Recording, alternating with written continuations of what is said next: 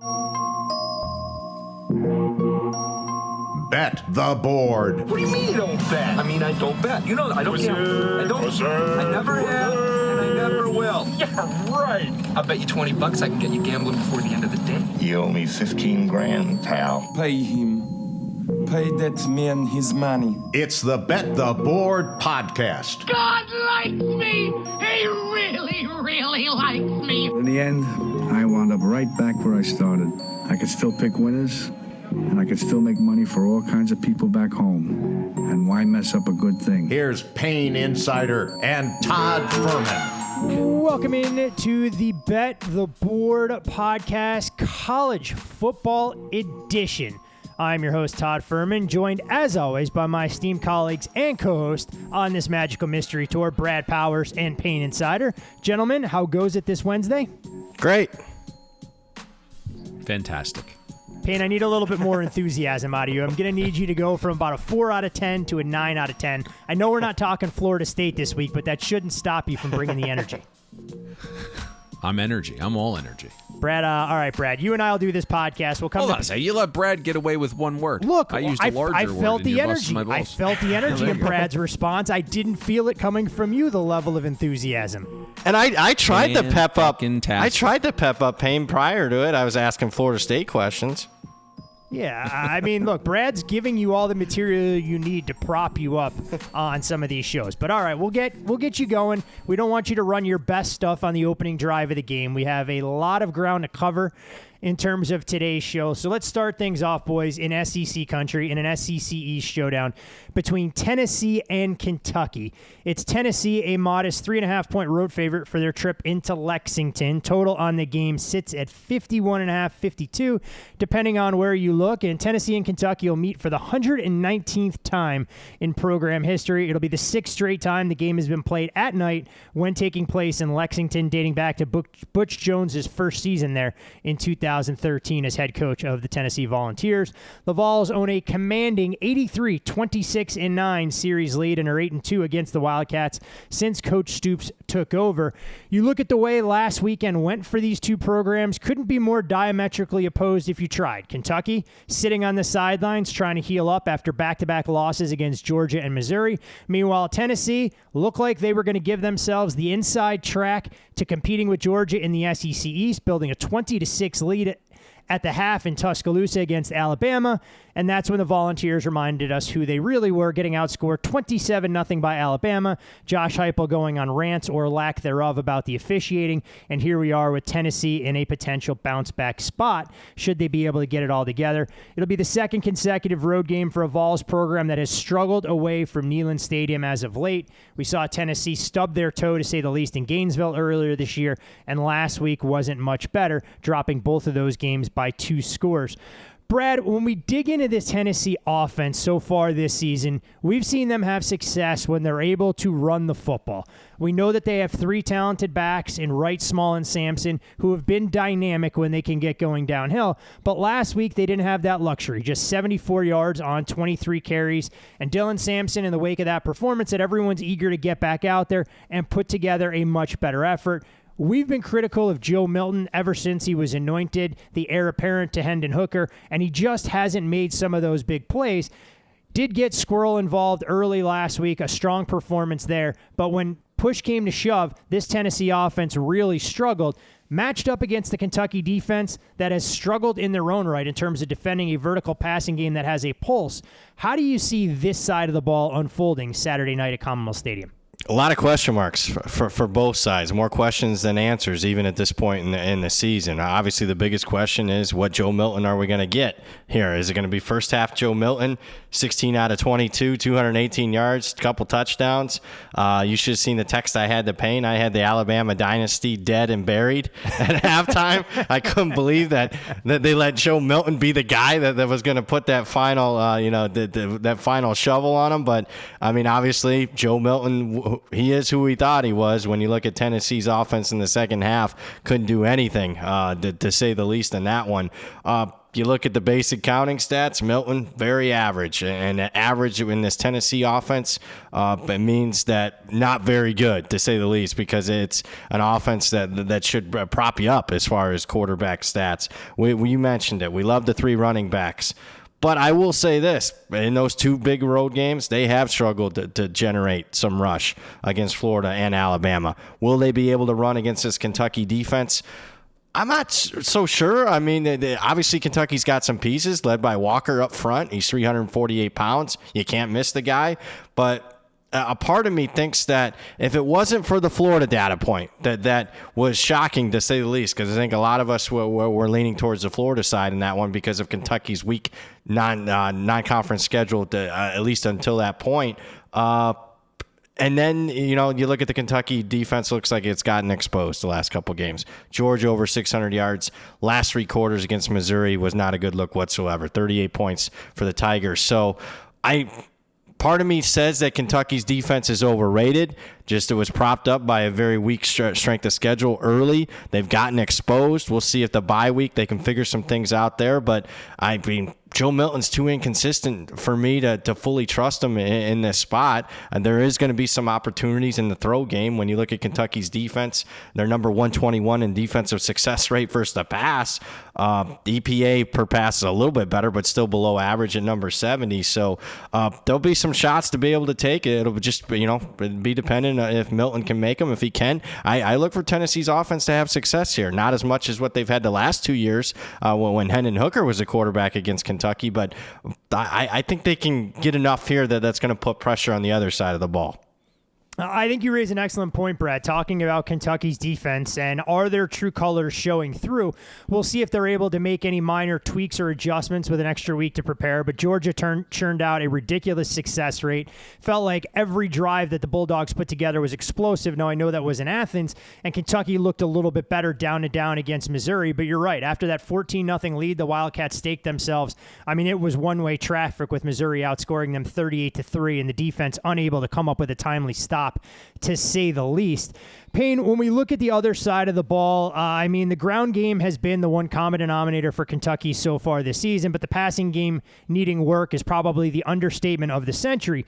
So what does Kentucky do during the bye week? They say they threw the football a lot, pass protection, communication, something they worked on every single day against our defense. Good on good. We had a whole period that was just 16 plays of third downs from offensive coordinator Liam Cohn. We just tried to rep it and give us as many tough looks as we can get from our defense to force us to communicate at a high level. From a protection standpoint, overall health of the offensive line trending in the right direction. Ray Davis has been an absolute machine. The unfortunate reality for Kentucky is that while Ray Davis is a horse they can lean on, Devin Leary has looked more like Ray Charles when it comes to getting the passing game on track. I think this is an extremely difficult game to handicap. Brad led off his side of the ball with that, and maybe he feels a little bit different. And Todd, you've been sending me some notes about Kentucky the last 24 hours or so, but the intel I get when discussing this with other bettors and groups, at 3, value on Tennessee. If we were to get to 4.5, some interest in Kentucky, and we did see initial Kentucky money come in, and then it got down to 3 some places yesterday, and that's now been bought up. So it's just a difficult handicap, and there's other layers that make it tougher. I mean, we just talked about Tennessee having their guts ripped out, blowing a 2-score lead at halftime to Alabama. That was an all-in effort, physical game. Kentucky, after starting 5-0, was one of the most fraudulent Power 5 teams in the entire country, but they're off the bye. You mentioned some of those changes potentially coming to the offense, some new wrinkles. One of the ones that I was kind of hearing rumblings of was potentially a touch more pace as well, but all of that's just speculation. Kentucky has to have something different on offense out of the bye because it's been ugly to your point. They gained 25% of available yards against Georgia. Okay, right? Like it's a Kirby Smart defense in Athens at night. Very difficult. But you look at some of the other games, the Missouri game pre-bye at home. That's roughly a defense in the same class as Tennessee, probably a tick below. Kentucky managed 30% of the available yards in that game, despite getting Ray Davis going, had nearly a 65% rushing success rate as a team.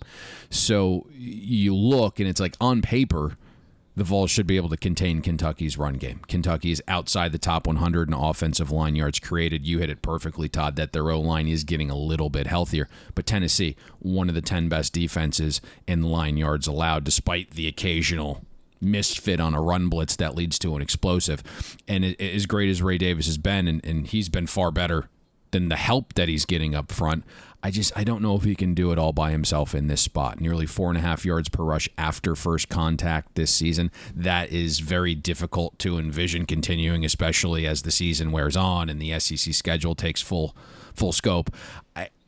They have to get Devin Leary going in the throw game. And I know that they've pounded the table and worked on that during the bye week. Maybe that comes to fruition. Maybe that's what it needed. And you kind of have to have some semblance of a pass game to remove some pressure from Ray Davis. It hasn't been existent to this point. And I thought Liam Cohen, when I really broke this down, was doing all of the things to help Devin Leary. You look at Devin Leary, right? 39% of his throws are action assisted. If Devin Leary isn't being assisted by some sort of play action, he just hasn't been good. 7 turnover-worthy throws, 68% adjusted accuracy, 64 rating. As a whole, 36% of Devin Leary's passes have been deemed inaccurate. Some speculation about the shoulder not being 100% recovered from the surgery. Who knows? But he's completing less than 48% of his passes against SEC competition with 6 touchdowns and 4 interceptions. Tons of batted balls because of his size. He's also not getting help from his receivers. I think we talked about this in the Kentucky-Florida game. It's continued. 15% drop rate from Kentucky pass catchers this season. Devin Leary's lost the most passing yards to drops in the SEC with nearly 340 yards. Barrion Brown has an 18% drop rate. Dane Key, 19%. That's number 1 and number 2 rate among qualifying Power 5 receivers. They're supposed to be Kentucky's best 2 pass catchers. If there isn't material change offensively from Liam Cohen that catches, Tennessee off guard, or Tennessee's defense is just gassed and wears down off the Alabama game, I just don't see a consistent path for Kentucky's offense here. But they do have those 2 things going for them, which are kind of like narrative based, right? It's very difficult to project those 2 things. And so this is the reason I think there's a lot of difference of opinion on this game. Yeah, you mentioned Kentucky and how the receivers aren't helping. That was one of the things, the common notes, doing some reading on this game, talking about Barrion Brown and Tavian Robinson maybe healing up a little bit from some of the aches and pains that had slowed them down, but it doesn't excuse that high drop rate. You mentioned Devin Leary's ghastly numbers in the SEC. He hasn't completed more than 15 passes in a game against the conference opponent. When you look at some of those counting stats, 15 of 29 for 205 yards against Vandy, and then he falls off a cliff. 9 of 19 for 69 yards against Florida. Granted, the game script didn't require him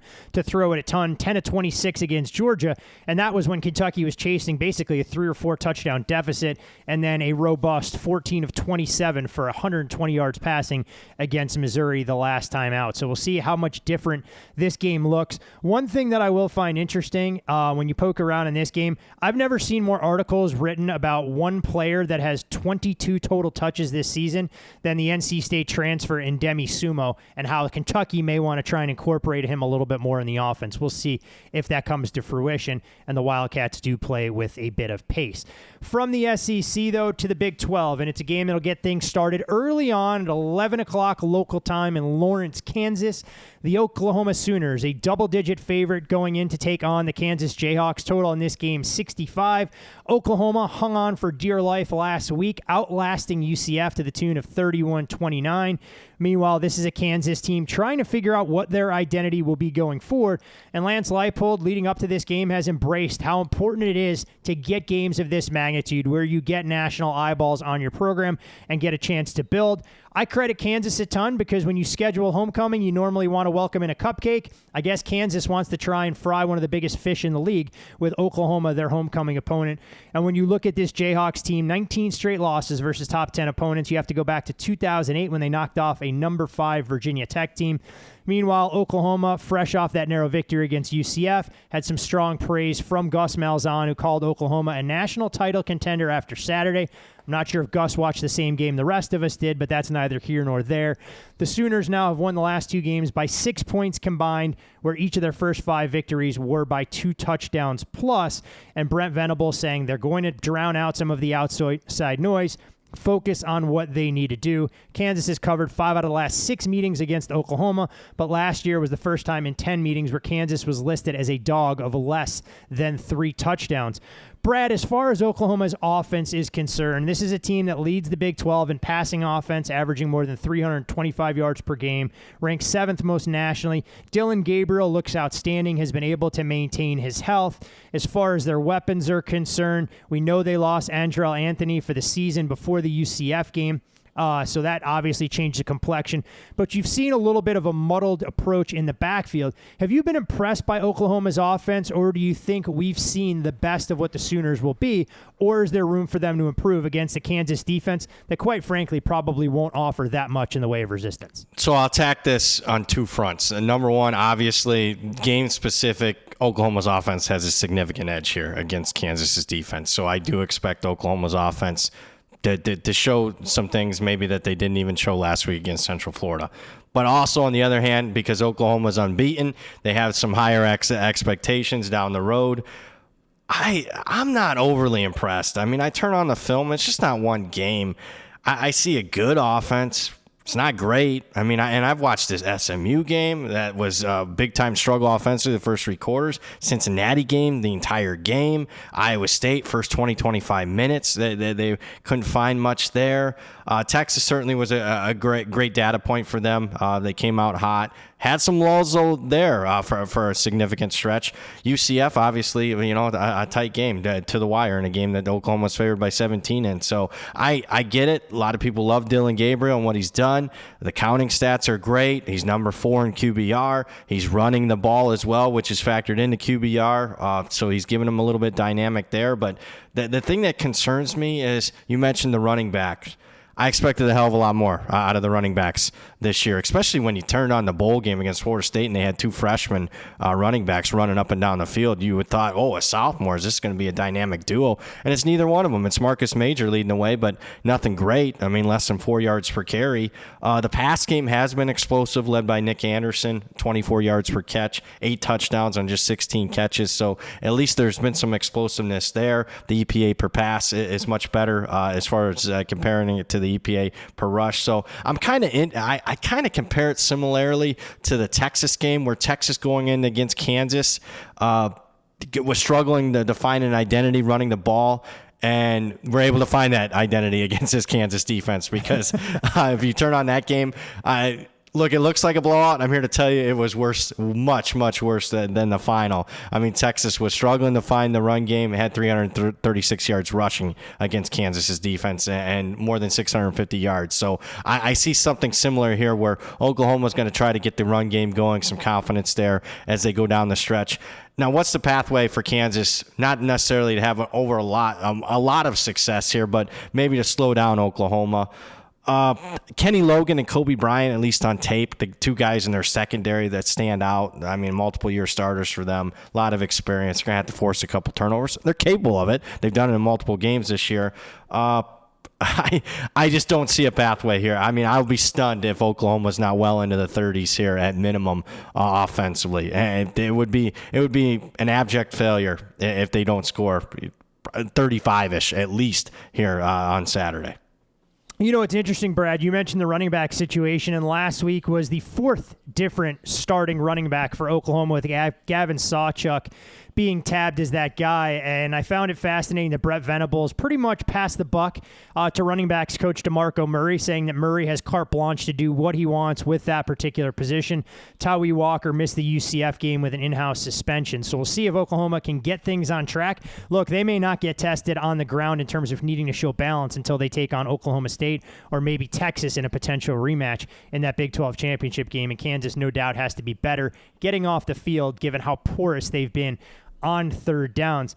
Payne, when we look at this Jayhawks team offensively, I mean, they rank among the leaders nationally in yards per play, third down conversions, and rushing offense, amongst other statistical categories. But the identity of this group looks significantly different when it's Jalen Daniels compared to Jason Bean. Daniels listed as doubtful. We don't know if this is a little cat and mouse game going on for Coach Leipold in terms of how Daniels is progressing with this back injury that's cost him a slew of time.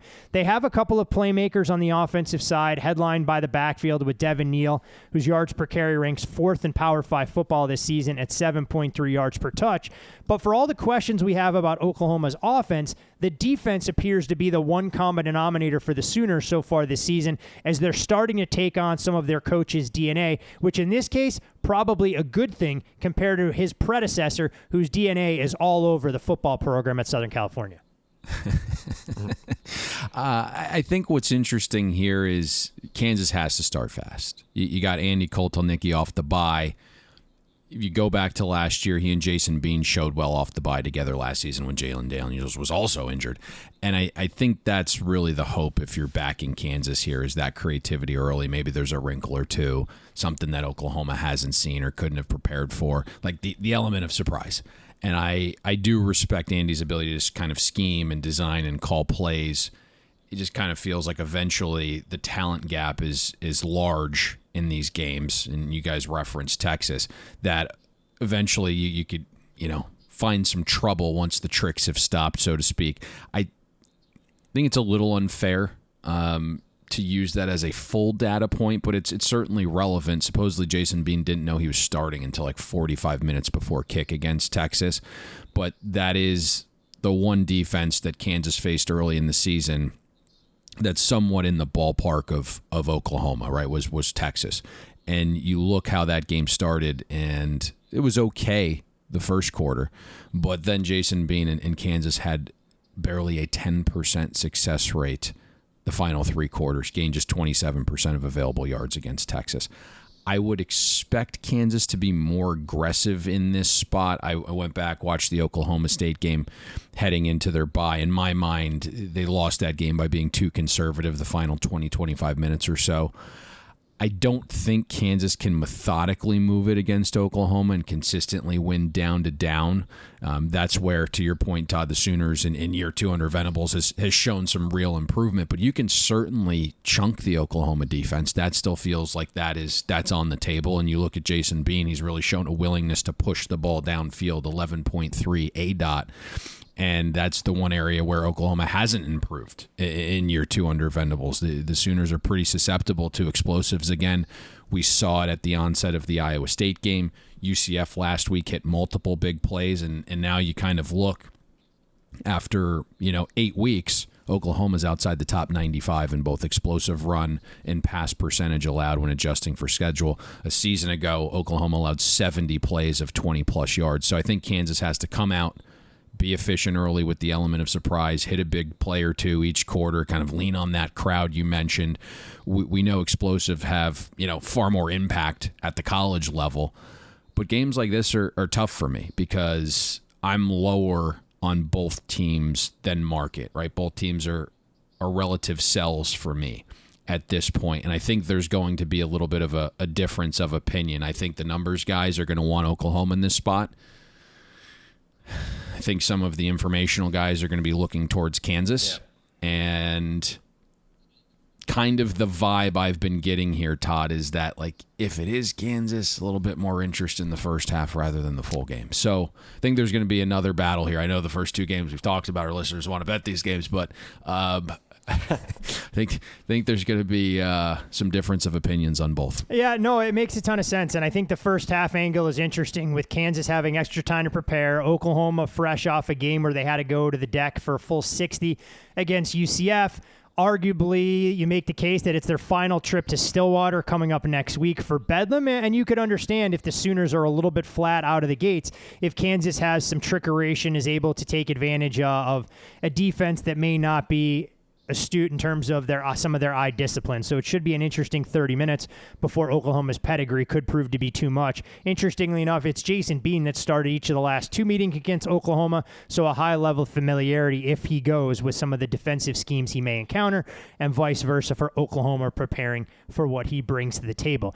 You can follow Brad on X at BradPower7. You can follow Payne there as well, at Payne Insider. I'm Todd Fuhrman. You can follow me on social media. Most importantly, as always, you can follow the podcast at Bet the Board Pod. And if you haven't already subscribed, it's almost November. You're well past the deadline to try and do it, but we'll keep subscriptions wide open and available. Bet the Board podcast newsletter delivered right to your inbox every single Friday throughout football season. Another rocking chair winner with a player prop on Keontae Ingram, who I'm not sure took an offensive snap as a member of the Arizona Cardinals last weekend. God bless your productivity. Did get 9 on special teams. I was going to say, he was out there. Had to check the box score and make sure that he was out there in special teams. You love a rocking chair winner when you can get it. Out to Salt Lake City, gentlemen, for a game that you can see directly after Oklahoma-Kansas on Fox. And Fox placing a little bit more emphasis on this contest, as that's where they're sending their A-team, where College Game Day will be in attendance in Salt Lake City for the Oregon Ducks, going into Rice-Eccles Stadium as a shade less than a touchdown favorite, but do shop around if you like the dog. There are a couple of 7s in the market. Total in this game, 48 to 48.5, ping-ponging all over this fine Wednesday morning.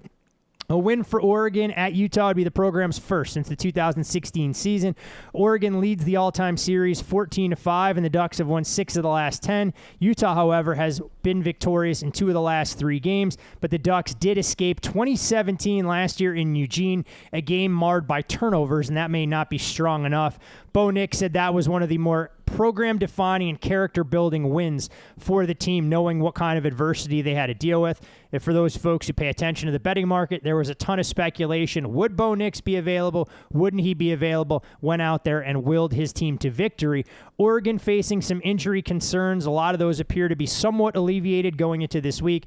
Bucky Irving was a participant in practice both Monday and Tuesday. Kyrie Jackson along with Jordan James. Jackson missed the Washington State game after suffering an apparent shoulder injury versus Washington.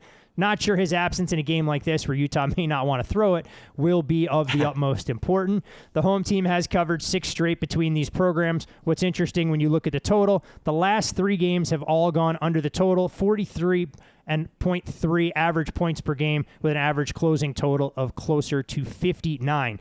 Payne, we'll kick things off with you with a Heisman Trophy contender in Bo Nix on the offensive side.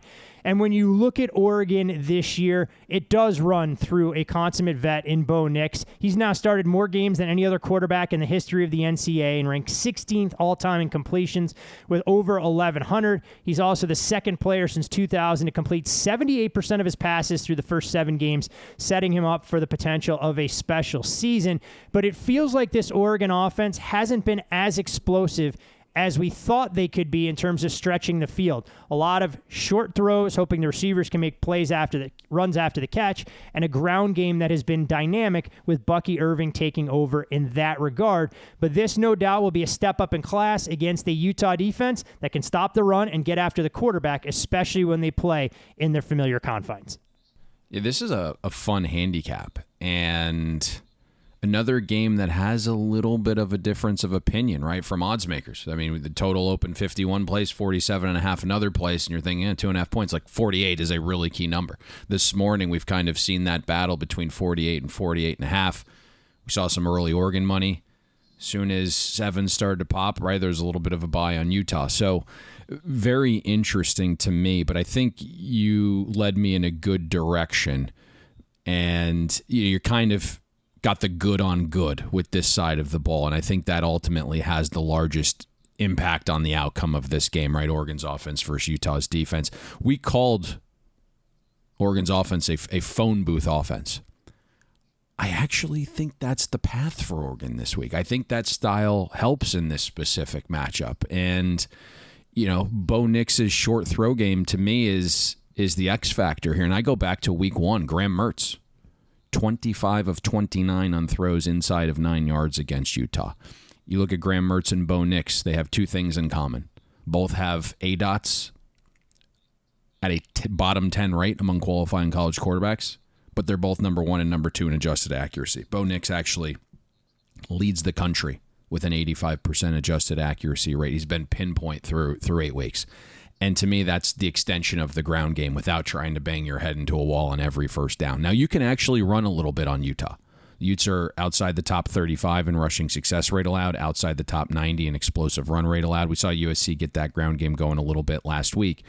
But you look at the games against quality offenses, Utah has been susceptible to standard down passes. And standard downs are basically any downs where it could be a run or pass. Any first down, any second down and 7 or fewer to go, any third down and 4 or fewer to go.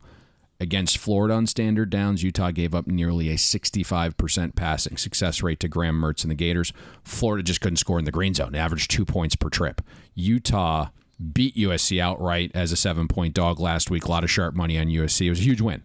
But USC did find efficiency doing the same thing as Florida. Caleb Williams had nearly a 60% success rate throwing on standard downs. I referenced those 2 data points because those are the 2 offenses that closely mesh with Oregon's level of efficiency or the style of throw game. And, I don't know if Oregon's just going to come out and dominate Utah's defense in Rice-Eccles Stadium, right? One of the best home field advantages in all of college football. I'm not calling for that.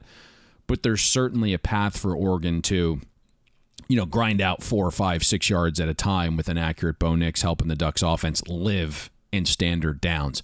And when I use the eye test and compare it to like the more stable and predictive metrics, Utah's defense doesn't appear nearly as good as the easy to find like counting numbers.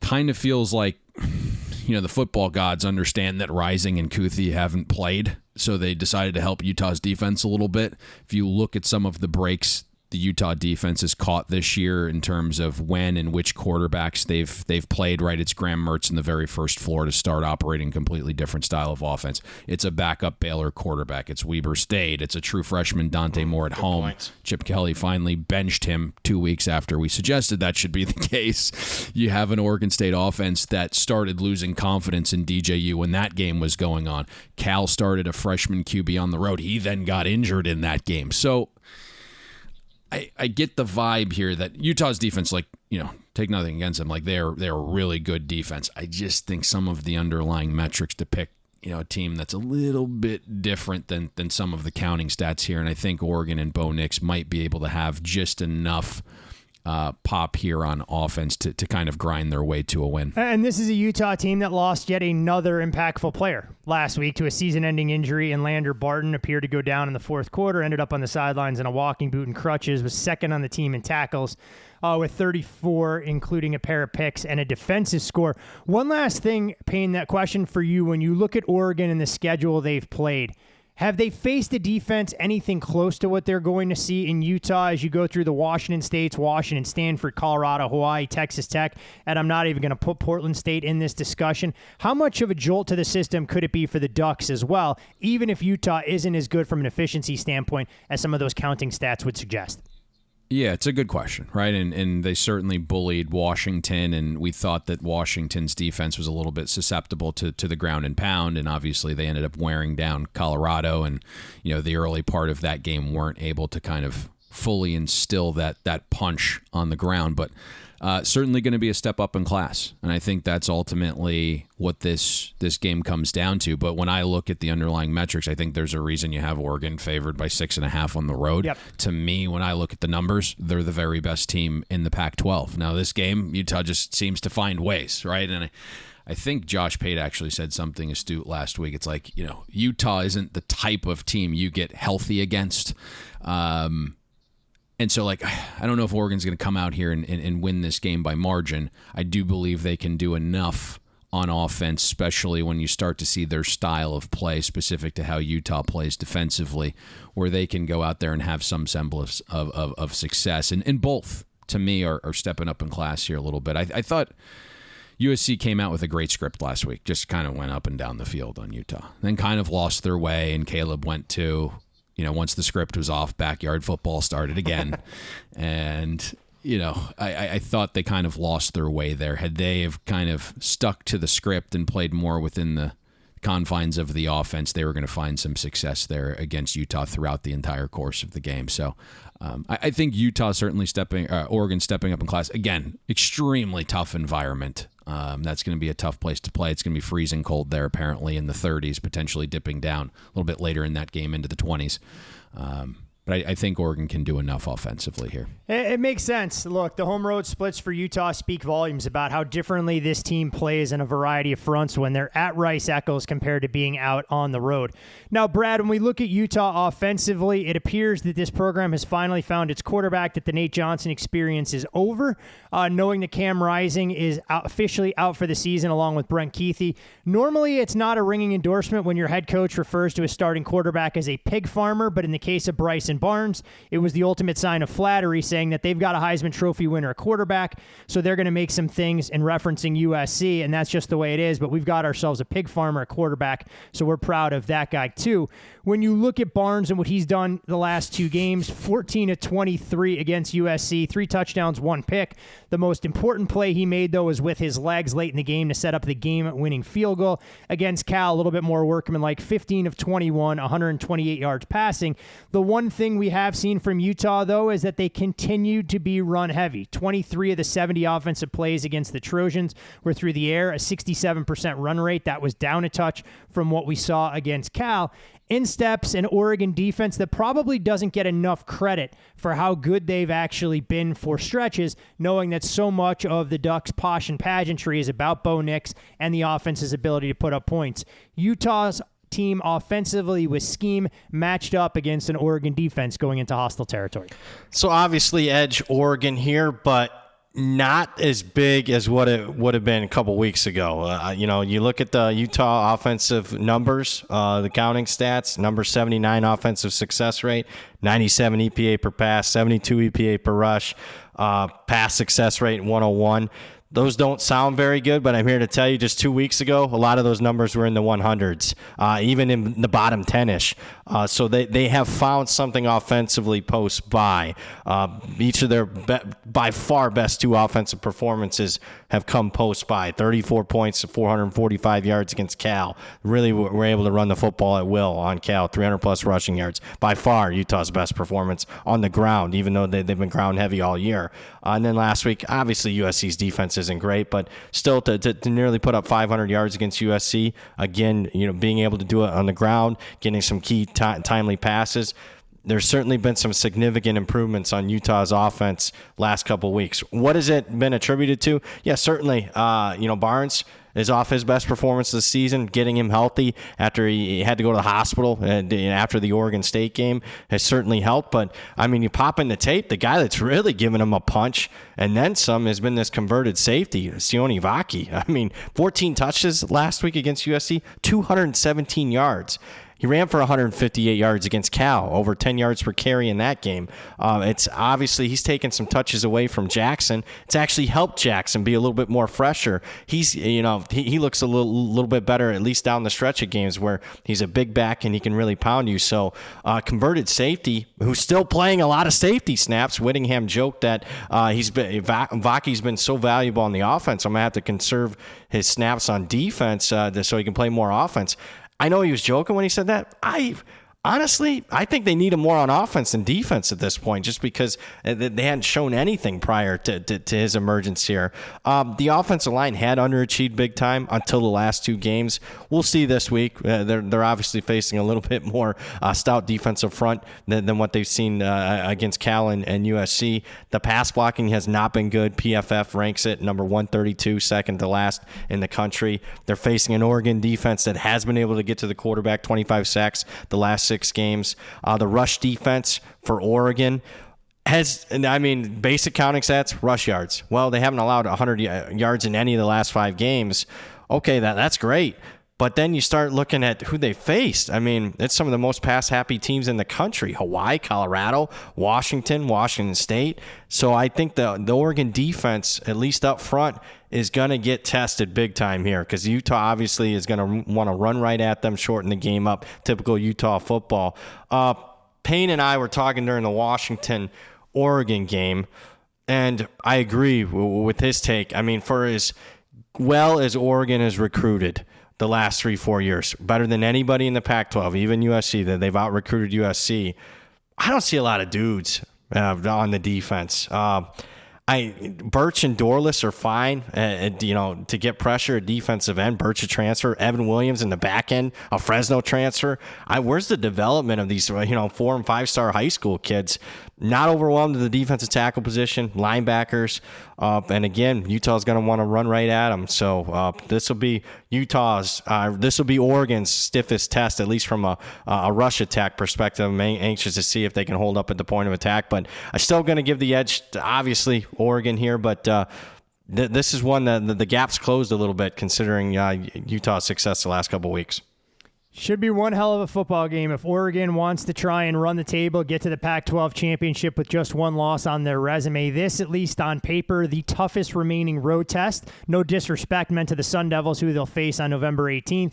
And then, of course, they'll close their regular season in the Civil War against Oregon State. So a win here sets up Oregon quite nicely to shift the pressure to a couple of their Pac-12 compatriots. I normally would have circled the game against USC on November 11th, but that feels like a formality at this point, the way the Trojans program is trending amid all sorts of speculation down there in Los Angeles. All right. Someone will appreciate the kind words for ASU. What'd you say?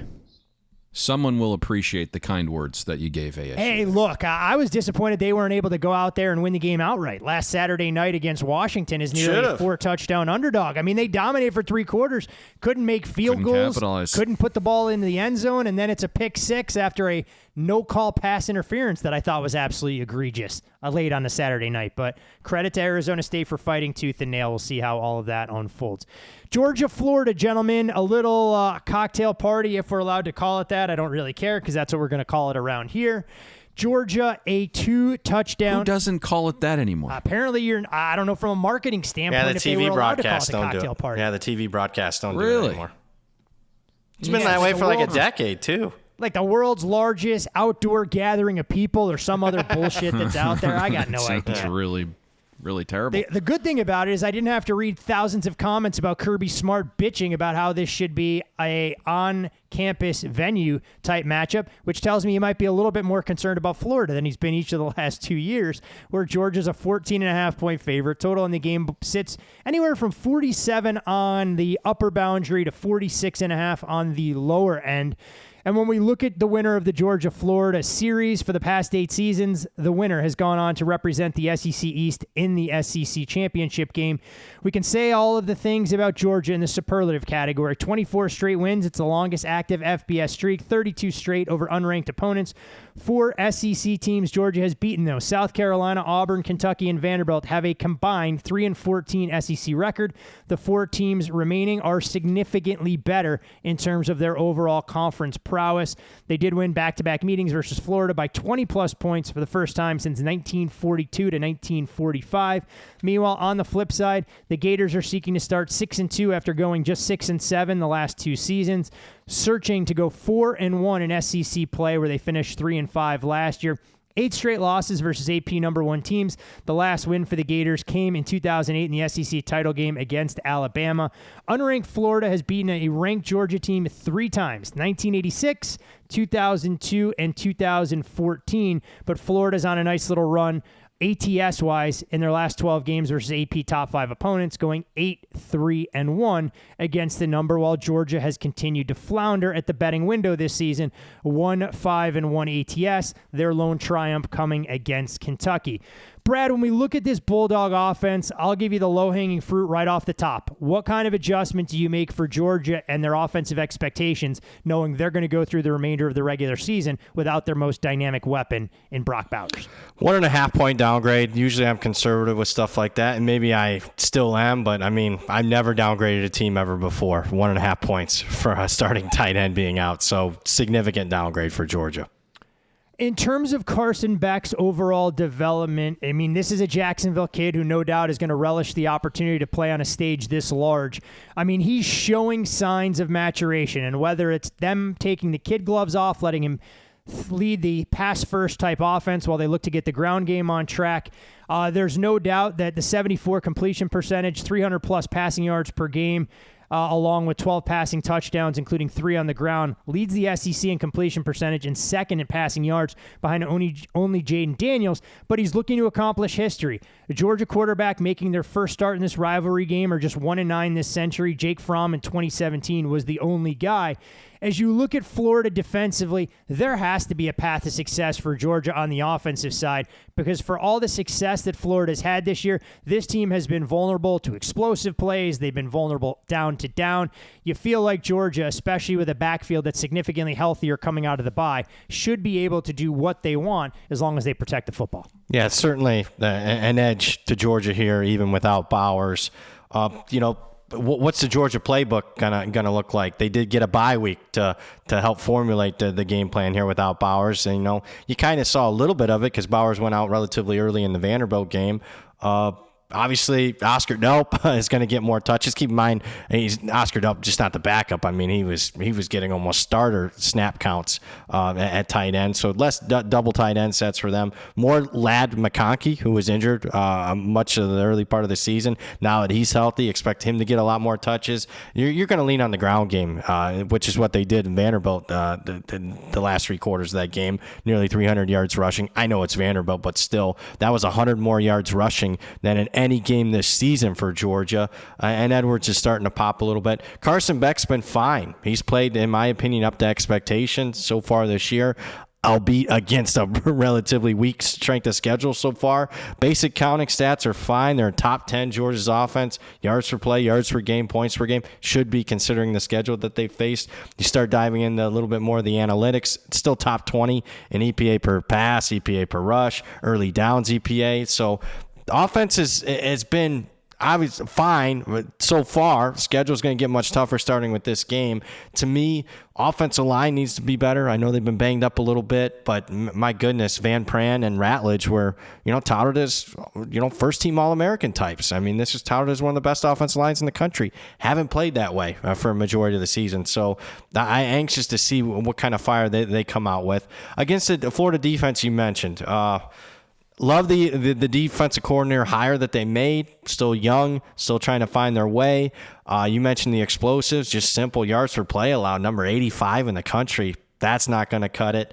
The success rate's been fine, but, man, you dive in the EPA per pass, EPA per rush, average. And for me, when I dive into this game and I start thinking about what Georgia wants to do, for me, it's tough getting that Kentucky-Florida game out of my mind Kentucky just pounded Florida. 300-plus rushing yards.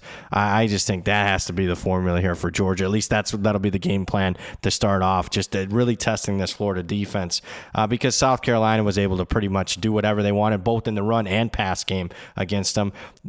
Florida doesn't have a lot of dudes. I know Shamar Jones, a linebacker, young kid, kind of leads the way. They got a good kid off the edge, Umana Milan, who's been really good off the edge. But other than that, you can see why they fired Dan Mullen. There's just not a lot of guys at the upper class, junior and senior levels that leave a lot to be desired. I'll just put it that way. So edge to Georgia here, even without Bowers.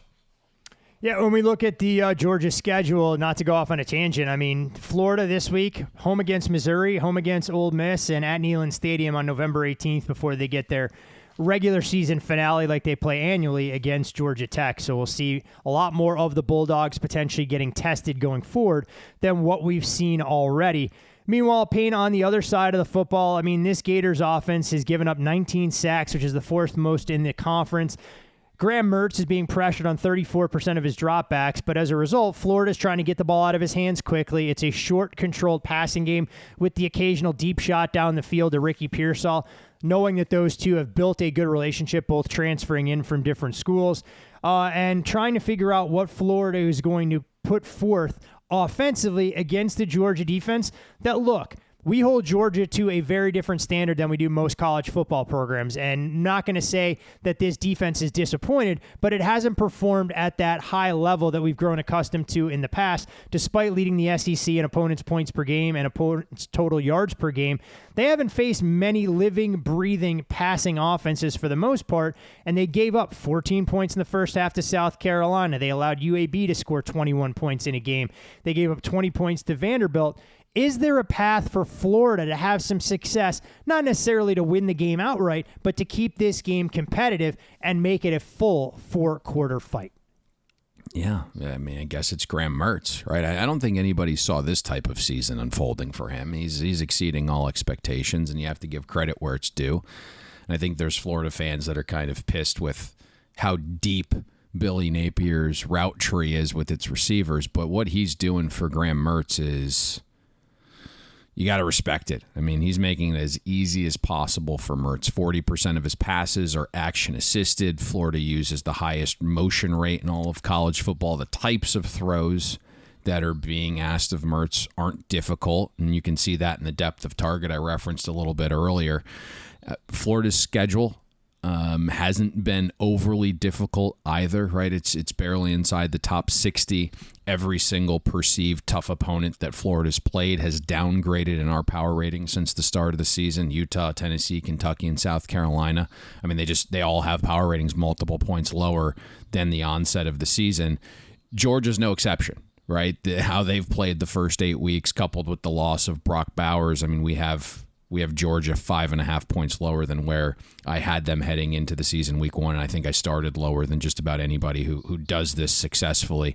Georgia's strength of schedule, to your point, Todd, barely inside the top 100. So this will also be, Georgia's toughest opponent to date. The matchup is really interesting because we haven't seen Kirby Smart veer away from his defensive principles. And I think we've called for this a couple times throughout the years, and you're just kind of left scratching your head. He refuses to load the box, right? He just doesn't play with a ton of dudes up there. He thinks the way they recruit the defensive line, it's going to allow them to win those battles with 6 in the box and help the pass defense.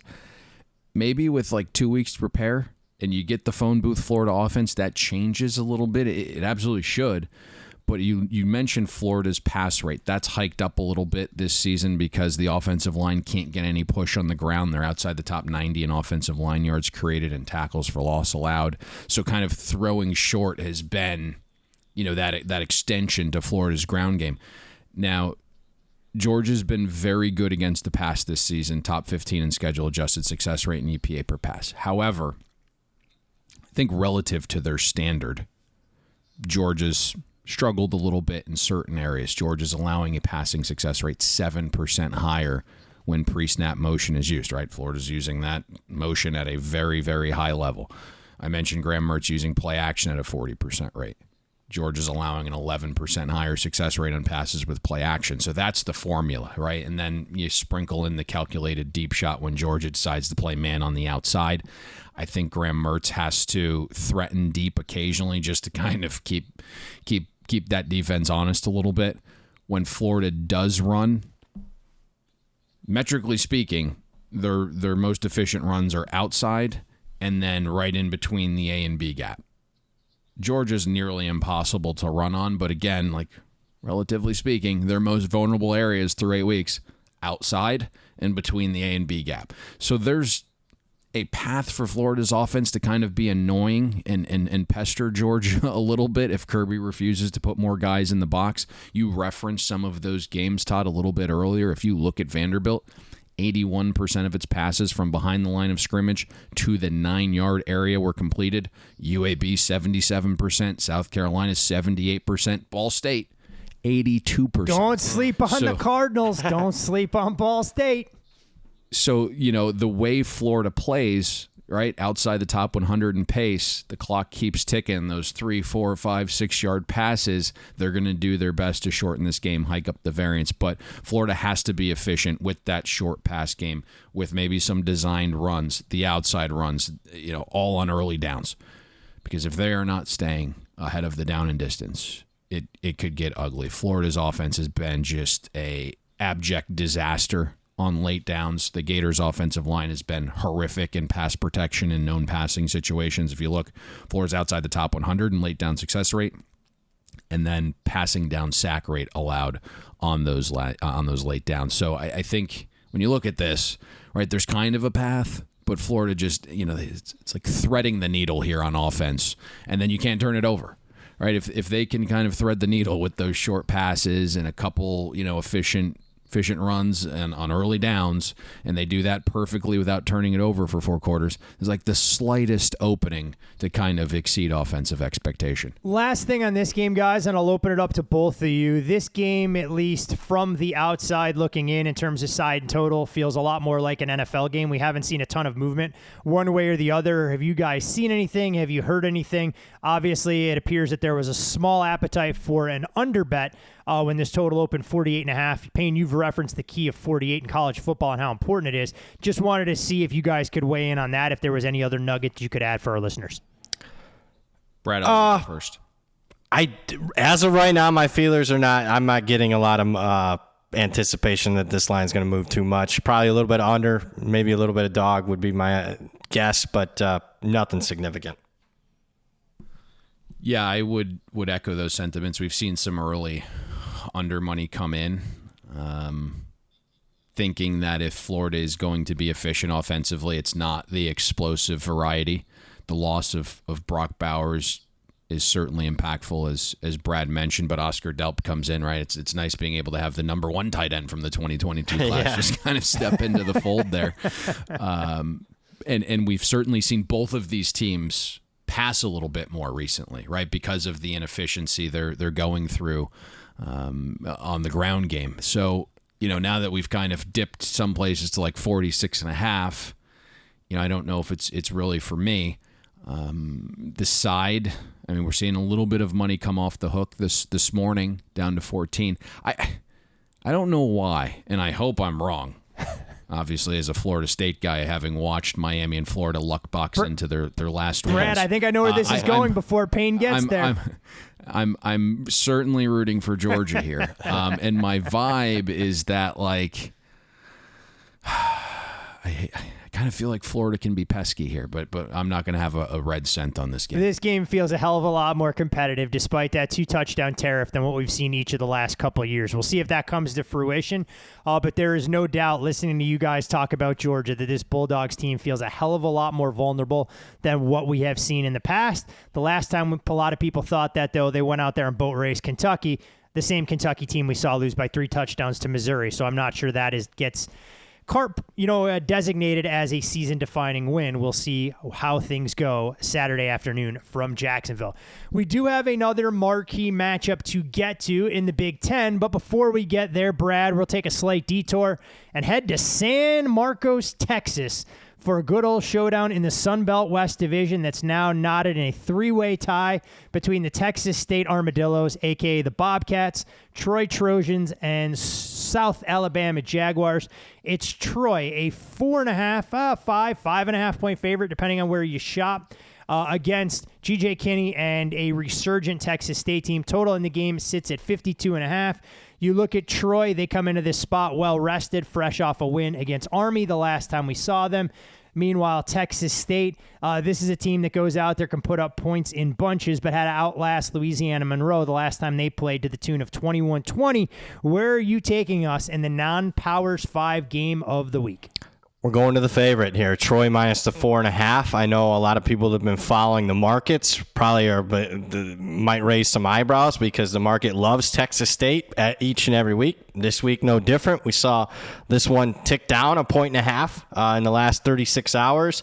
I'm going to disagree with it. I thought the opening number right around 6 was a lot more accurate in this instance. I'll get to it as far as that in a second. But, speaking of Texas State getting money in the market, it hasn't necessarily worked out. I mean, they failed to cover the spread in 3 of their last 4 games. I just think they got so much publicity for how good they were at the start of the season. A shocking upset over Baylor to start the season. A dominating win over Jackson State that caught people's eyes because they put a 77 number up on the scoreboard. Has this team, in my opinion, at least right now, overrated. Let me flip back to Troy for a second, though. Troy's starting to find their way here. This is a team that lost some key cogs, to say the least, on defense, including their defensive coordinator. But my goodness, the last 3 games are playing like they played defense a year ago, which was elite at least at the group of 5 level. I mean, their last 3 opponents have scored a combined 10 points. The James Madison performance that, my goodness, I wish they could have, gotten there and gotten home. Well, that's aged pretty good the last I checked. I mean, the fact that they outgained James Madison probably should have won the game. Probably a pretty good data point at this point for Troy. Speaking of simple data points, this is a team that's now in the top 10 in the country in yards per play margin, yards per game margin, top 10. They played a much tougher schedule than Texas State so far. And speaking of that schedule for Texas State, I go back to this. To me, one of the most lasting things that Payne has said to me in the last couple of years has been the ability to make the manual adjustments. Everybody has numbers in front of them. Everybody has the advanced analytics. Numbers are better than what they used to be, but do they have someone capable of making manual adjustments and understanding time and place of these games? Baylor game for Texas State. Very similar to the TCU Colorado big upset in week 1. You got a Texas State team with an entirely different roster, a new coach, new offense. Tough for Baylor to get a good look. What do you get? A significant, high variance type of game where they win outright as a near 4-touchdown favorite. So tough for Baylor to really game plan against it. The second week for Texas State at UTSA. They cover. Looks good. They only lost by 7. Frank Harris is banged up, the quarterback for UTSA. Banged up in that game. So that one hasn't aged as well as what I thought it would. Jackson State gets a lot of publicity because, Deion was there the previous couple years. Jackson State in my power ratings, 17 points worse than last year. Not 17 spots, 17 points, meaning last year's Jackson State team would be a 17-point favorite over this year's Jackson State team. So significant drop-off there. That the scoreboard looks good, but it's against an average FCS team at best. Nevada, a team that Texas State didn't cover against, bottom 5 team in the country. Southern Miss, one of the biggest downgrades in all my power ratings this year is Southern Miss, a team that's a bottom 10 team in the country. ULL, they lose by 4. Well, that's the best team they played in the last 5 weeks. ULM, they only win by 1. ULM's a bottom 10, 12 team in the country. So what I'm getting at is you look at the last 5 games, Texas State really hasn't played anybody. Troy is somebody. In fact, they're 20 points better than the average power rating of Texas State's last 5 opponents. So all these great offensive stats that they put up here and the market falling in love with Texas State, I got to think with stepping up a major step up in class here. The truth for Texas State is they're much better than expected. They're going to a bowl game, but I think they're a pretender when it comes to the Sun Belt. They're going to face a contender, maybe the contender, at least on the West Division side in Troy. Troy minus 4.5 for me. There is no doubt Texas State will have to earn it over the final 5 weeks when you look at their upcoming schedule. After Troy, it's Georgia Southern at home. It's on the road at Myrtle Beach against Coastal Carolina. We'll see who the quarterback is for the Chanticleers in that game. In Jonesboro to take on Arkansas State, and they'll wrap up with a regular season finale at home against South Alabama, who may very well have something to say in addition to Troy about who comes out of the Sun Belt West. So makes a ton of sense, Brad. See where you're going with that, with Troy trending in the right direction, getting some big plays out of their offense as well. And we know the defense has been the one common denominator. We'll see if Kamani Vidal has a chance to continue the impressive season he's already put on the books. 951 yards rushing and still plenty of ground for him to go to continue making this Troy offense balanced. Payne, would you like to add anything, or should we go to Camp Randall for a little Ohio State-Wisconsin breakdown? You're asking me this week. Well, I mean, last week I didn't want your feelings to be hurt. I didn't want you to be unprepared for an exam. But this week I'll give you the opportunity. Should you like to add a nugget, by all means go for it. If not, we can continue to matriculate the ball down the field.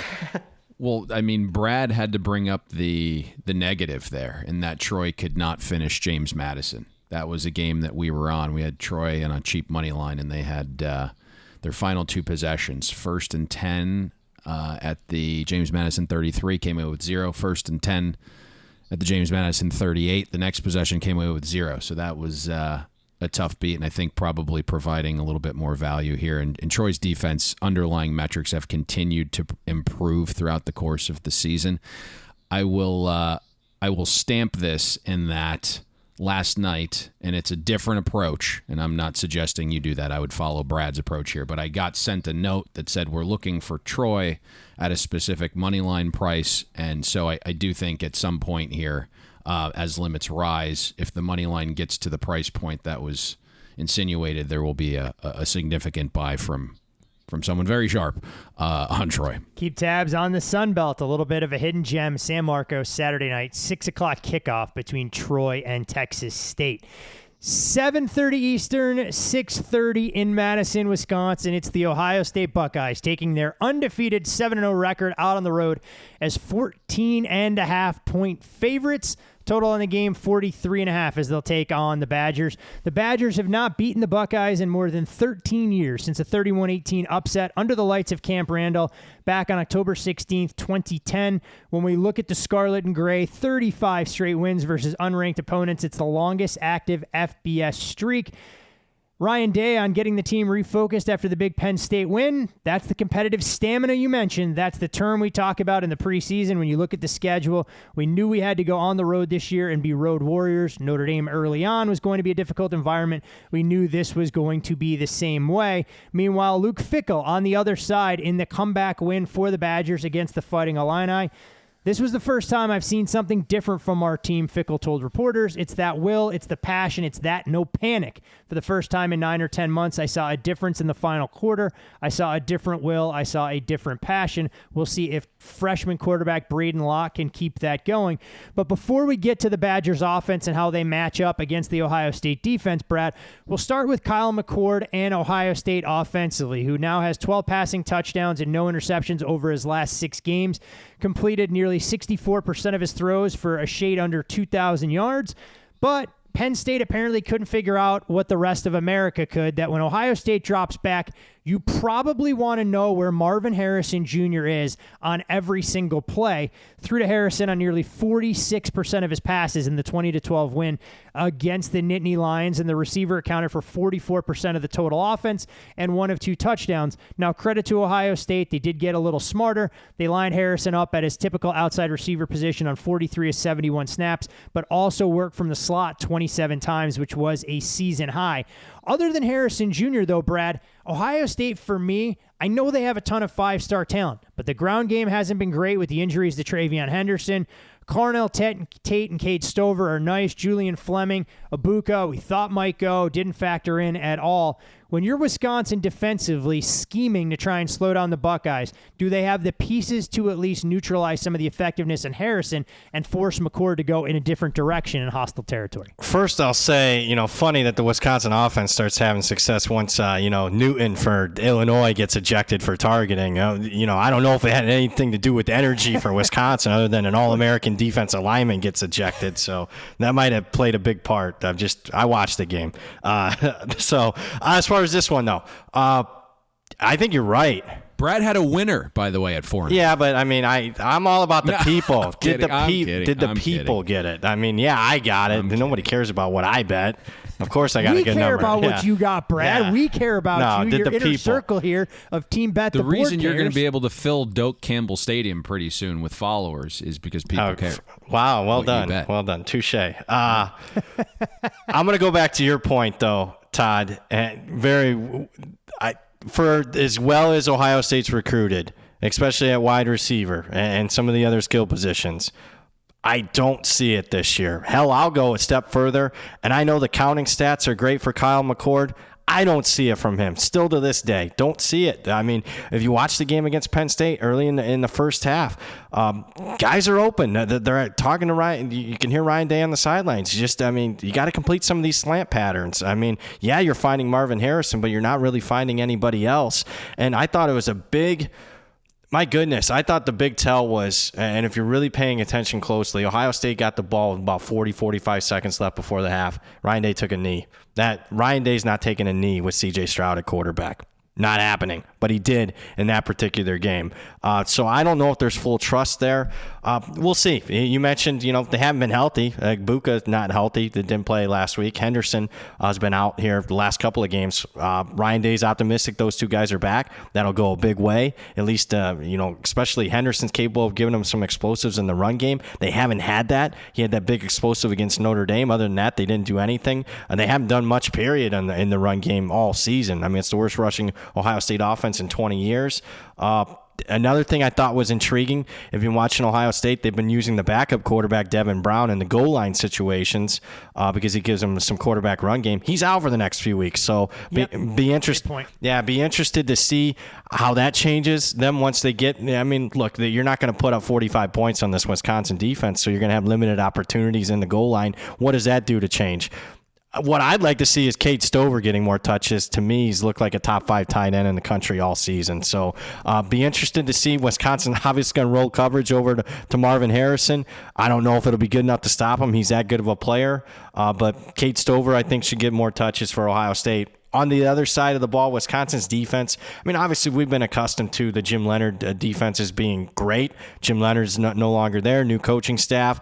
They're good. They don't have a ton of dudes. Best offense they faced, Washington State, kind of one-dimensional, but Washington State had some success. Georgia Southern, a good offense at the Group 5 level, went up and down the field, just turned the football over consistently. Ricardo Hallman's a guy that maybe can force a turnover or so against Kyle McCord. He's impressed me starting with the spring game all year, but my goodness, the defense got gashed on the run the last couple of weeks against two teams that are very one-dimensional offensively. Obviously, even Ohio State struggled running, they're still more balanced than Iowa and Illinois. So edge certainly to Ohio State here, even though when I was talking about the struggles of Ohio State's offense, I'm thinking big picture. I'm thinking Ohio State down the road in a playoff game or against Michigan in their season finale. They're just going to have to be better and more explosive in the run game. But against this Wisconsin defense, definitely edge Buckeyes. Brad, going back to the point you made earlier, talking about Ryan Day not showing confidence in Kyle McCord, there's a real reason that happened. Payne picked up the bat phone, made a call to the booth, and said, you know what, Ohio State, enough is enough. We do have some listeners that tune in Saturday morning, didn't have 23 or 23 and a half in their back pocket for a first half total. Yeah. There's no reason to chuck it around against this Penn State secondary and potentially give up a pick six. Let's take a knee. Let's go into the half, have some orange slices, and regroup. So I think that's the real reason. At least that's my story, and I'm sticking to it. If you were following the market, and it's always important to do this, sometimes we're going to have influence on the market when we bet, and obviously, 100,000 people listen and they bet. It's always important to kind of check the line throughout the course of the week, because Chris actually got back to 23. You could have went under there, so you had one of the sharper offshore outfits if you wanted to get there.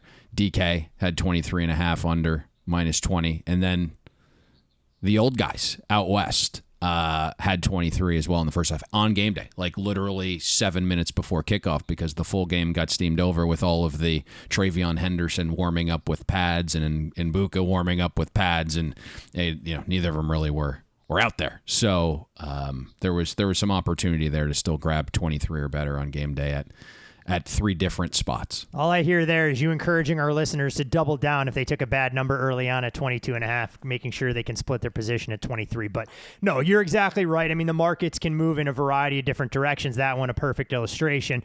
If you didn't get the first wave, you did have an opportunity in the 23rd hour to get the best of it.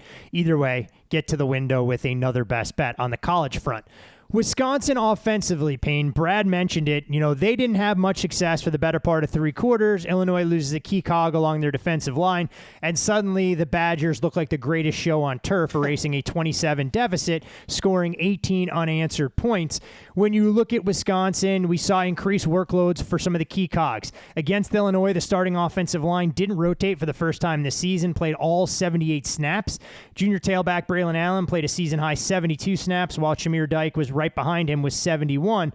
Locke in his starting debut was forced to throw 41 times. Clearly the Badgers, if they can play from a positive game script, that never would have been the case whatsoever.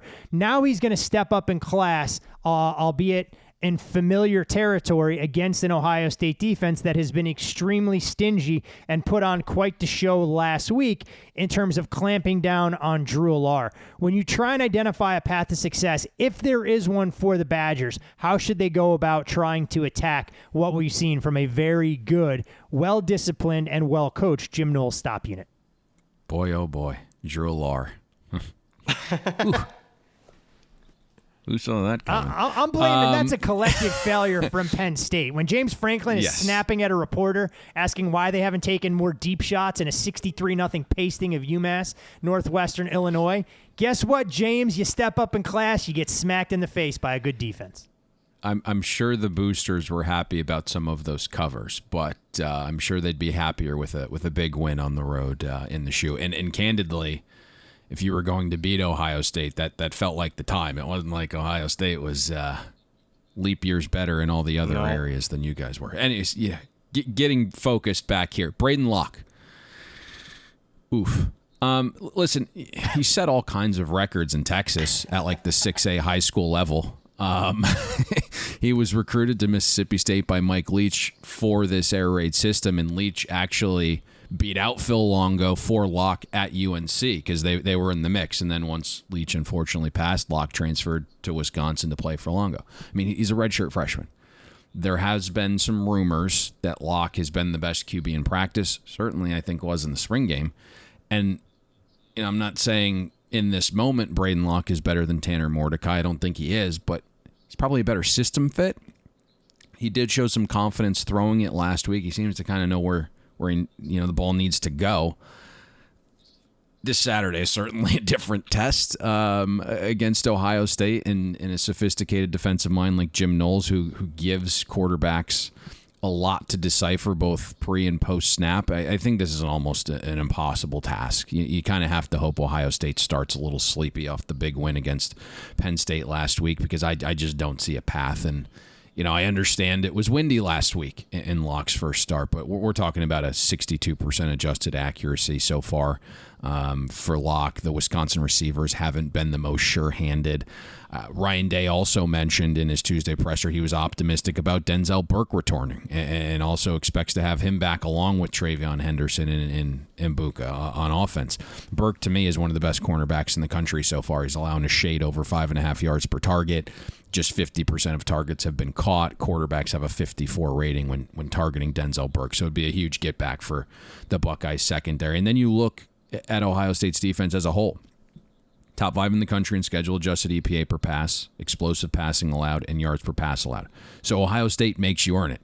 And I find it very hard to believe in his second start, Locke's going to be able to just lead a methodical offense with drives and, with the receiver group that's now outside the top 100 in the country in terms of grade. The offensive line you mentioned, Todd, maybe a little bit more cohesion, but all in all, they've allowed Locke to be pressured on 35% of his dropbacks last week against Illinois. He's a small quarterback, right? 5'11", 200 pounds, has not handled pressure well, has had some balls batted, hasn't handled the blitz very well. Now, I know the sample size is small, but you're looking at a 20% turnover-worthy throw rate when Locke's been pressured, 33% adjusted accuracy, 17 passer rating. Just kind of looks uncomfortable under pressure. He's also fumbled 3 times in 6 quarters. Really, I think you guys hit it perfectly in that Wisconsin's offense in the first half, they score and get the momentum touchdown before the half, but it's like, it's a 3rd and 11 completion down the field in a busted coverage. And then that leads to the touchdown. And then all of a sudden you get the ejection of Newton. And Brad said, first team all conference. Look at the 2024 draft. He's like number 1 defensive tackle on a lot of these sophisticated draft nits boards. I mean, Newton is a impact player, and he got ejected on an impact play that would have given Illinois the ball inside the red zone. Yep. So, complete swing play, not just, the loss of what it meant for him in the final, quarter, but I mean, shit, that probably seals it if Illinois goes in there and scores set up inside the red zone. Wisconsin's offensive line, even though they had that cohesion last week, wasn't really able to get much push. And so that's got to change this week or it gets ugly. The O-line, if you look, between them and Braylon Allen, averaged less than 0.8 yards per rush before first contact against Illinois last week. So suddenly, if you can't get the ground game going, what's the help that Brandon Locke's going to have here? So I get the spot isn't great for Ohio State. Camp Randall at night is going to be rocking. This probably isn't a night game if Wisconsin doesn't complete the comeback last week, but it's just tough for me to want to back a team that got outscored by Iowa at home, that was trailing to Illinois by multiple scores, that required a 95-yard pick six to beat Rutgers at home, and weren't completely dominant against Buffalo and Georgia Southern, honestly.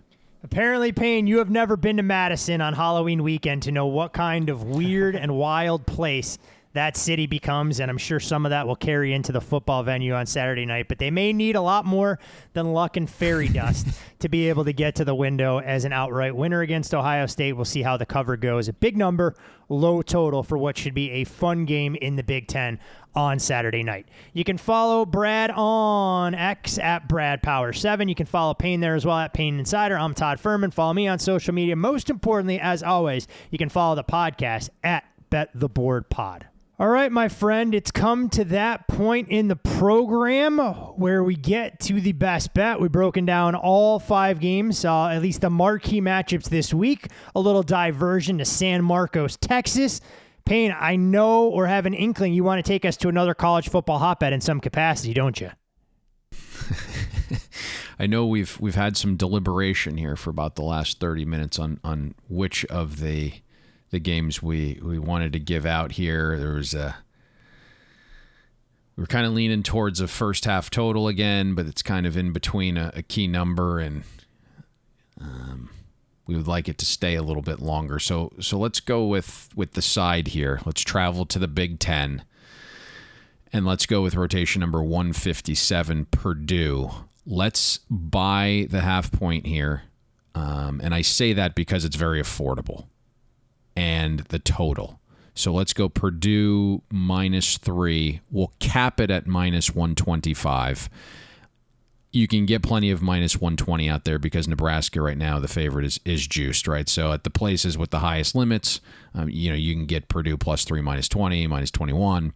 And let's do that because I think it makes real sense to buy that half point in a game with a total of 39. Typically wouldn't advise it otherwise if you're dealing with a game at 67 or something like that. But in this spot, with this total, makes a world of sense getting Purdue to the 3. So we'll call it Purdue +3 on the buy. I think this game's interesting for a couple of reasons. One, the price. You and I were talking off air here. We saw Purdue get steamed against Iowa. Game closed 2.5. I make Iowa about a 1-point favorite over Nebraska. I think the other interesting thing here is you do some reading. Nebraska is going to be without 3 starting offensive linemen this week. They're going to be without one of their pass catchers in Billy Kemp. You get the reading from the Purdue side coming off the bye. Walters believes they're much healthier, says Hudson Card is the healthiest he's been since his injury in the Illinois game. Get their kicker back healthy this week, which certainly is going to help some. And I think where Purdue's defense has been vulnerable is the explosive pass play.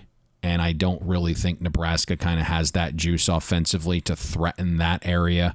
You look at some of the underlying metrics defensively for Purdue, a little bit better than what the run numbers are. So if you look at some of the defensive line yard stuff, it's more predictive than the end result of their run defense. And I think that's a little bit better. So I would expect some improvement there. You have 2 weeks to prepare for very much a limited Nebraska offense. Again, down some of those key cogs along the offensive line, which is a little bit bigger of a factor for me, when you are a run offense.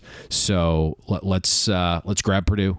Plus the 3 on the buy here, again, makes a world of sense because that total is 39. Hey, look, there's no better way to spend your Saturday than watching Big Ten West football in all its glory. You and I subjected ourselves to it last week. I got a slew of 4-letter words from you in the Minnesota-Iowa game. Got a little bit fortunate with a call that I wasn't sure was a thing on the punt return late. But, hey, if it worked for us once, now we can share that love and misery of a 13-10 Purdue Boilermakers victory with all of our loyal Bet the Board listeners this weekend. Well, first of all, when we recorded the podcast last week, it was at a price of soft 3. Oh, it wasn't in the range. We had gotten it at a little bit. Yeah, it wasn't in range. We'd gotten it, personally at a little bit of a better number. Did kind of sneak back into range there on game day. You could get plenty of 4, but that was one where was pulling the hair out. And I thought, I know some of the numbers indicate otherwise, but that second half to me was pretty dominant by Minnesota.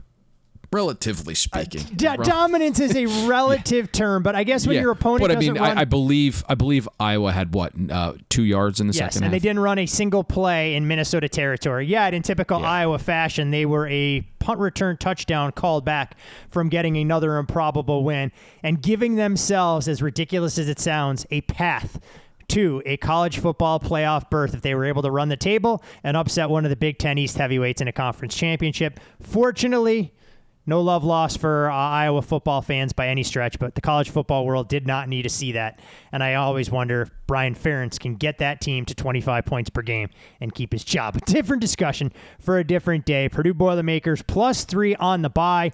A healthy Hudson Card against a banged-up Nebraska team. Difficult place to play, but look, you have to go on the road and win some of those games. And if Purdue is going to salvage their season, I think this is the kind of effort, fresh off of extended rest, like Minnesota did last week, you could see Purdue put together a complete effort.